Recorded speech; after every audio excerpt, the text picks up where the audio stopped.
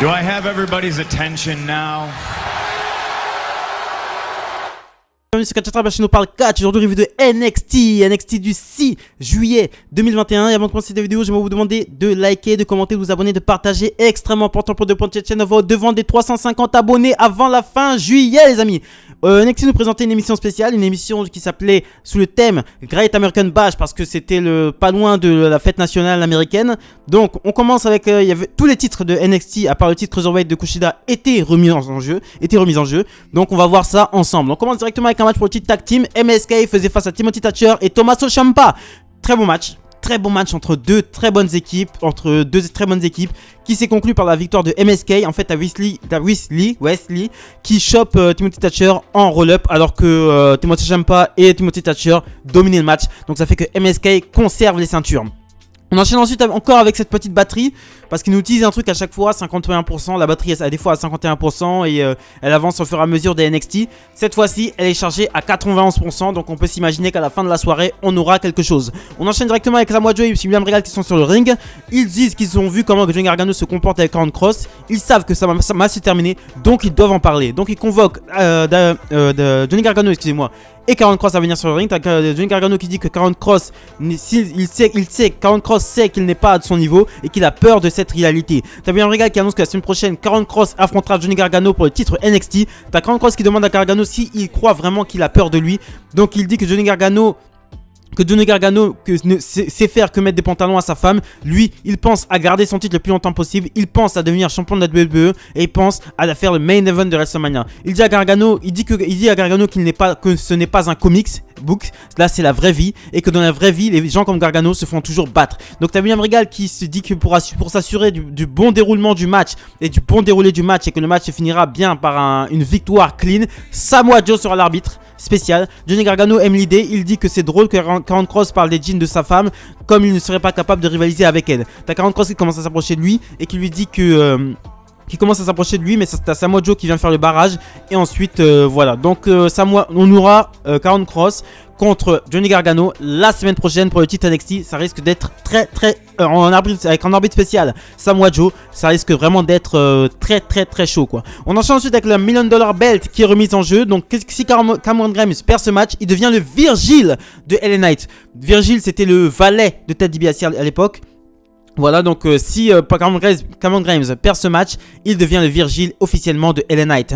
Donc LA Knight contre Cameron Grimes. Donc j'ai beaucoup aimé j'aime beaucoup le style de ces deux catcheurs, se marient très bien. Et ces deux catcheurs sont deux très bons entertainmenteurs. Je sais pas si ça se dit, mais c'est des gens qui savent apporter, ils savent parler au micro, ils ont un charisme, laisse tomber, ils sont très charismatiques. J'aime beaucoup LA Knight, j'aime énormément Cameron Grimes, les deux ça marche extrêmement bien et voilà, donc c'était un très bon match. À un moment donné, t'as Cameron Grimes qui essaye de placer son Gavin, mais t'as Cameron Grimes qui est prêt à placer son Gavin, mais t'as LA Knight qui sort du ring. Il est rejoint par Cameron Grimes. Et ensuite, LA Knight en profite pour placer un DDT directement sur la $1 million belt à Cameron Grimes. Ensuite, t'as LA Knight qui monte sur le ring et qui espère le compte de 10, mais Cameron Grimes arrive in extremis à monter sur le ring, mais ce n'est pas suffisant. Il se prend le BFT de LA Knight pour la victoire. Donc Cameron Grimes qui devient officiellement le nouveau Virgil de LA Knight. Donc on enchaîne directement avec la présentation d'un nouveau tournoi, Breakout Tournoi. Donc il y aura Trey Baxter, Carmelo Hayes qu'on a pu voir déjà exercer du côté de NXT et qui est très bon sur le ring, Andre Chase, Josh Bring, Ikemen Jiro, Joe Gracie, Odyssey Jones, Duke Hudson, excusez-moi pour la prononciation, Duke Hudson et anciennement Brendan Vick. Donc voilà. C'est un tournoi, un breakout tournoi, je sais pas à quoi ça sert, à mon avis pour remplir les cases de NXT. Mais bon, on verra bien comment ça va se dérouler et ça pourra surtout mettre des nouvelles superstars en avant et nous faire découvrir des nouvelles personnes. On enchaîne directement avec un match pour le tag team féminin, Zoey Stark et Io Shirai contre Indy Hartwell et Candice LeRae qui sont les championnes bien sûr. Donc à un moment donné pendant le match, il y a les lumières qui s'éteignent. T'as la fameuse batterie qui apparaît et cette fois-ci elle est chargée à 100%. Les lumières s'allument et Tegan Knox fait son retour. Je le dis sans intensité parce que en fait c'était sous l'indifférence du public. Le public s'en battait les couilles. Ils ont dû mettre vraiment les micros à fond. Ils ont dû augmenter vraiment le son à fond pour essayer de donner une sorte d'intensité à son retour. Mais il y avait zéro intensité. C'était le retour le plus pourri que j'ai vu de ma vie. Même à NXT. Le retour le plus pourri pourris que j'ai vu de ma vie. Ils ont mis les micros à fond, mais ça, on voyait que le public en avait rien à foutre. Ça tapait même pas contre les glaces, ils en avaient rien à foutre. Donc, elle arrive.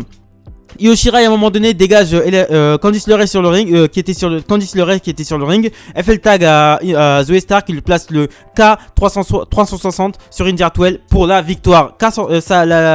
Donc Io Shirai et Zoey Stark deviennent les nouvelles championnes par équipe.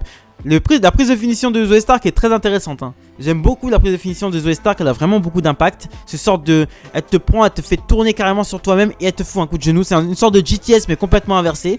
Voilà, c'est très très bien. Donc après le match, t'as Zoey Stark. Après le match, t'as Tengatnos qui se jette sur Candice LeRae, mais Candice LeRae arrive à s'enfuir. Et t'as Dexter Lumis qui vient chercher Indy Hartwell et qui la ramène en backstage, qui la prend dans ses bras. Donc on enchaîne directement avec une grosse célébration sous forme de concert de rap de la part de Isaiah Swerve Scott et du Hit Row. Parce que Isaiah Swerve Scott est devenu la semaine dernière, pour mon plus grand bonheur, champion nord-américain. Et c'est largement mérité. Je vais vous faire la vidéo de NXT de la semaine dernière. Je vais vous la faire demain. Et je suis très content. Je suis archi content pour Isaiah Swerve Scott. Son nouveau personnage, ça claque à mort. Son nouveau personnage avec son Hit Row, ce genre de producteur de rap et tout machin, ça marche très très bien. Il est stylé. Et en plus, dans la vraie vie, il rappe aussi, voilà, il a fait quelques sons, il rappe, donc Isaiah Swerve Scott rappe. Shane Strickland, je crois il s'appelait du coup avant dans les Indies. Extrêmement content, c'est un excellent catcheur, beaucoup de charisme et il méritait ce titre, voilà, il méritait ce titre. On enchaîne directement avec le main event of the evening, Adam Cole contre Kyle O'Reilly. Donc ce match était censé être un street fight, ça me faisait extrêmement peur parce que la dernière fois qu'il y avait un street fight entre les deux, c'était d'une nullité sans nom, c'était tout pourri. Franchement, j'ai détesté leur street fight. Donc là, c'est un match normal, franchement, c'était super. C'était un super match, voilà, c'était vraiment un super match. À un moment donné, t'as Kyle O'Reilly et Adam Cole qui sont vraiment... Les deux sont touchés à la jambe gauche, les deux bossent sur la jambe gauche de l'autre. À un moment donné, t'as Adam Cole qui fait un Panama Sunrise à Kyle O'Reilly directement à l'extérieur du ring. Kyle O'Reilly réussit à s'en sortir. À un moment donné, t'as Kyle O'Reilly qui tente son coup de genou de la troisième corde, mais ça c'est le final du match. Hein. Kyle O'Reilly à un moment donné tente son coup de genou de la troisième corde. Adam Cole esquive, il tombe directement sur son genou gauche. Adam Cole en profite pour lui placer le last shot et Kyle O'Reilly réussit à s'en dégager. Là c'est le final du match, c'est Kyle O'Reilly, Adam Cole retente le Panama Sunrise sur Kyle O'Reilly, mais en fait quand il saute sur Kyle O'Reilly le contre avec sa jambe gauche et lui met un coup de pied. Et Kyle O'Reilly là il en peut plus, la jambe à lâcher, donc il se tord de douleur. Adam Cole en profite pour placer le Panama Sunrise enchaîné du last shot pour la victoire. Victoire Adam Cole sur Kyle O'Reilly, donc ça fait 1-1 et donc il faudra faire la belle, donc la rivalité continue. Très bon show, très bon match, rien acheté à la poubelle. C'était très bien, c'était vraiment agréable de voir quelque chose de comme ça. Plus de catch, moins de blabla, plus d'action, voilà c'est ça. Et j'ai une petite information, bon c'est une petite information, non.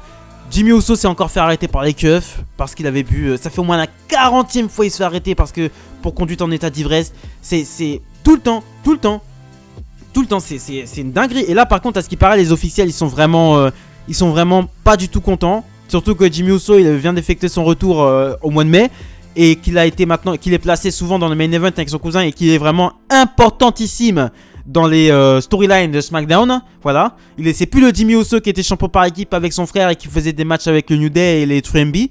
Là c'est vraiment un Jimmy Uso vraiment qui a vraiment accédé grâce à Roman Reigns et leur storyline avec Jey Uso son frère au main event. Et se priver de Jey Uso ou avoir cette image de mec tout le temps bourré au volant, ça pourrait vraiment avoir un très mauvais impact. Et il y a des personnes haut placées, ça c'est Wrestling Vote qui a dit ça. Et ils disent pas, je pense que c'est vrai, hein.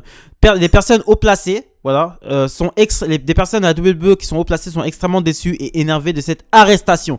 Donc je pense pas qu'il va perdre sa place à SmackDown. De toute façon, faut arrêter le délire. De toute façon, si ils peuvent pas virer de la famille de Roman Reigns, ils pèteraient un câble et voilà. Mais ça risque de sentir chaud, ça risque d'être chaud pour ses fesses. Donc voilà, c'est ce que je pensais du NXT 6 juillet 2021. Abonnez-vous, likez, commentez, partagez, extrêmement important pour le développement de cette chaîne. Abonnez-vous les gars.